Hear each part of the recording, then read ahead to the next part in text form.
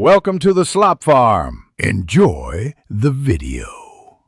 You start by proving ownership and making a backup, because once you edit internals, there is risk. First, close Excel and make a copy, then rename the XLSX to zip. This exposes XML.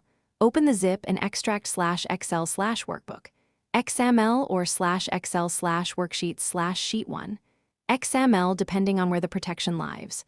Once done, you have raw XML to edit. This is faster and safer than brute force, and it preserves original structure, so Excel can reopen the file after you remove protection.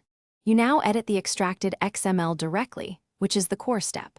Use a text editor and search for sheet protection, workbook protection, or workbook password tags. These contain the lock attributes. Carefully remove those tags or delete protection attributes such as password and algorithm name while keeping other XML intact.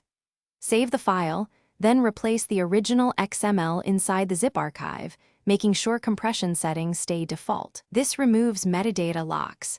Excel will no longer enforce the protection on open.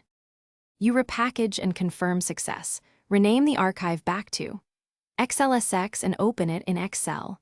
Make sure sheets are editable and features unlocked. If Excel reports file corruption, close Excel and restore the backup copy, then reopen the zip and reapply edits more precisely. Do not remove unrelated tags.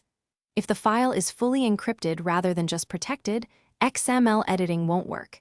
In that case, use authorized recovery tools or contact the file owner to reset the password. Thanks for watching. Consider subscribing if we helped you today.